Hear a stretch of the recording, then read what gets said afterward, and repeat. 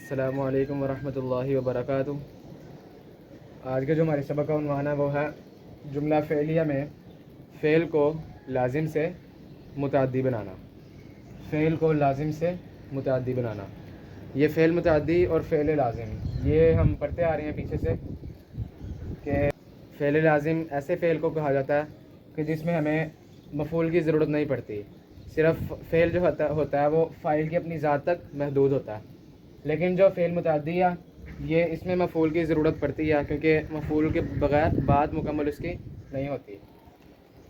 تو جملہ فعلیہ میں فعل کو لازم سے متعدی بنانے کے لیے مثال کے طور پہ میں ایک فعل لازم لکھتا ہوں، ذہبہ۔ ذہبہ وہ گیا، ذہبہ وہ گیا۔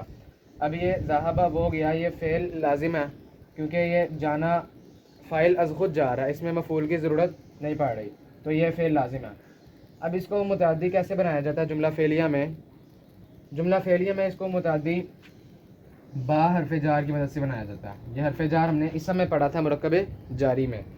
با حرف جار کی مدد سے جملہ فعلیہ میں فعل لازم کو لازم سے متعدی بنایا جاتا ہے، جو کہ با فعل لازم کے بعد استعمال کیا جاتا ہے۔ مثال کے طور پہ ذہب اللہ، ذہب اللہ، ذہب فعل اور اللہ یہاں پہ فاعل ظاہر، تو مطلب اس کا بنا اللہ گیا، اللہ گیا۔ اب جب اس کے بعد فعل کے بعد فاعل ظاہر اور اس کے بعد با حرف جار کا استعمال کیا جائے گا تو یہ جو فعل ہے ذہبہ فعل لازم، یہ فعل لازم سے فعل متعدی بن جائے گا با حرف جار کی مدد سے۔ تو آگے آ رہا ہے ذہب اللہ بنورہم۔ اب یہاں پہ دیکھیں ذہب اللہ، ذہب فعل جو کہ فعل لازم تھا، اللہ فاعل ظاہر، آگے بنوری مرکب جاری اور نورہم مرکب اضافی۔ اب یہاں جو فعل اور فاعل ظاہر کے بعد یہ با حرف جار استعمال ہوا ہے، با کی مدد سے مرکب جاری بنا، تو اس با نے اس فعل لازم کو لازم سے متعدی بنا دیا۔ تو ترجمے میں کیا فرق آیا؟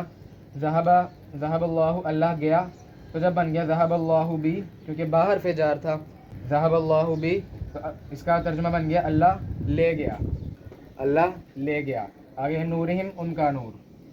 اب یہاں پہ دیکھیں اللہ گیا یہ فعل لازم ہے، اللہ لے گیا یہ فعل متعدی ہے۔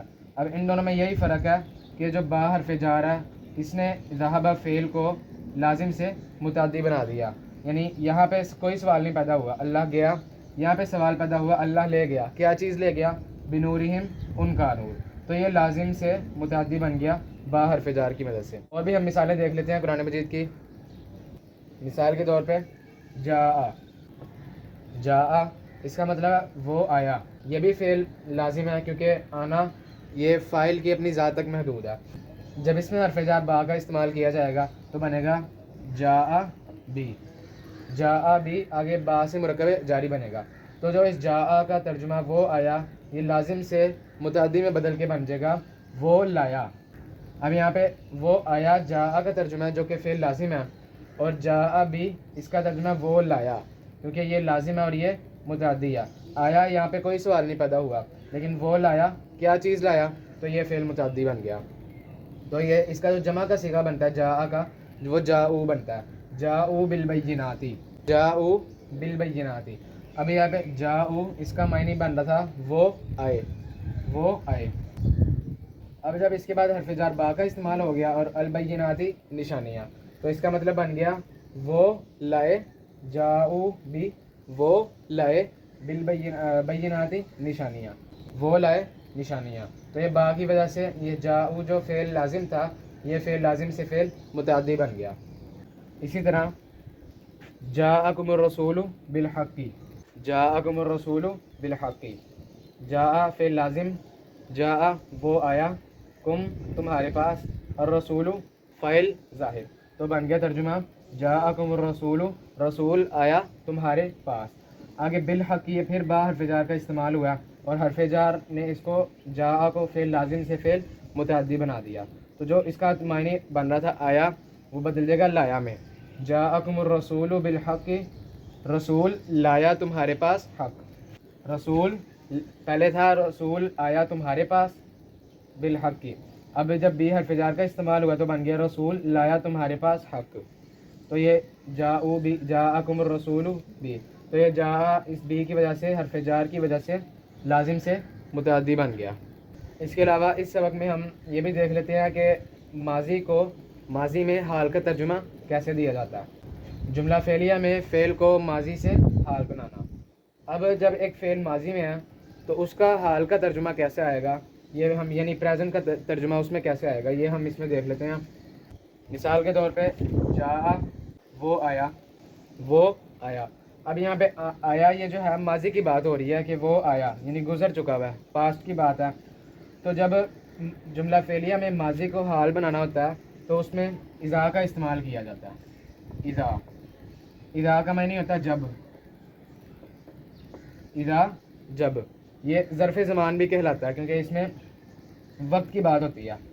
اذا جب، تو یہ جب اذا فعل کے ساتھ استعمال ہوتا ہے تو جو ترجمہ ہوتا ہے وہ ماضی سے حال میں یعنی پاسٹ سے پریزنٹ میں بدل جاتا ہے۔ تو یہاں پہ اذا کا استعمال کرتے ہیں ہم، اذا جاء، اذا جاء، تو یہ ترجمہ اس کا بن جائے گا اذا جب جاء آتا ہے، آیا ماضی میں تھا اور آتا ہے حال میں بن جائے گا۔ اذا جاء جب وہ آتا ہے یا جب آتا ہے، جب آتا ہے یا پھر جب وہ آئے، یہ بھی حال کا ترجمہ ہے۔ تو اس طرح ہم اذا کے استعمال سے فعل کو ماضی سے حال بنا سکتے ہیں۔ مزید مثالوں سے اپنی بات کو واضح کرتے ہیں۔ مثال کے طور پہ وَإِذَا لَقُوا الَّذِينَ، وَإِذَا لَقُوا الَّذِينَ۔ اب یہاں پہ دیکھیں لقو جو ہے یہ فعل ماضی ہے اور اس کا جو روٹ ہے، اس کا مادہ جو ہے وہ ہے لام، قاف اور یا، ثلاثی مجرد سے آئی ہے اور اس کا جو ماضی بنتا ہے وہ ہے لقیہ، لقیہ۔ یہاں پہ جمع کے صیغے میں گیا ہوا تو بن گیا لقوا الذین، لقو بن گیا۔ لقیہ کا جو معنی ہے وہ ہے اس نے ملاقات کی، اس نے ملاقات کی، اور جب جمع میں گیا تو بن گیا انہوں نے ملاقات کی۔ پیچھے اذا کا استعمال ہوا تو بن گیا جب اور واو اور اذا جب۔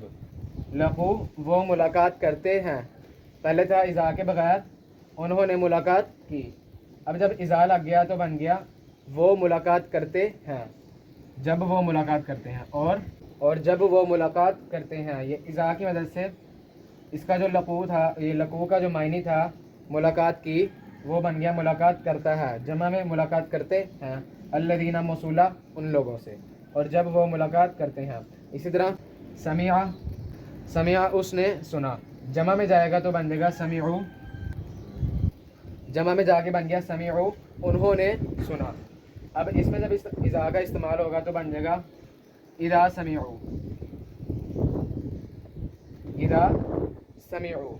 تو جو سمعوا کا ترجمہ تھا ماضی کا انہوں نے سنا، وہ اذا کی وجہ سے حال میں بدل جائے گا، بن جائے گا اذا سمعوا جب وہ سنتے ہیں، جب وہ سنتے ہیں۔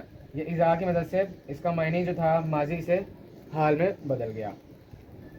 تو یہ تھا جملہ فعلیہ میں فعل کو ماضی سے حال بنانا اور فعل کو لازم سے متعدی بنانا۔ اللہ تعالیٰ سے دعا ہے ہم سب کو قرآن مجید پڑھنے، سمجھنے اور اس پر عمل کرنے کی توفیق عنایت فرمائے، آمین۔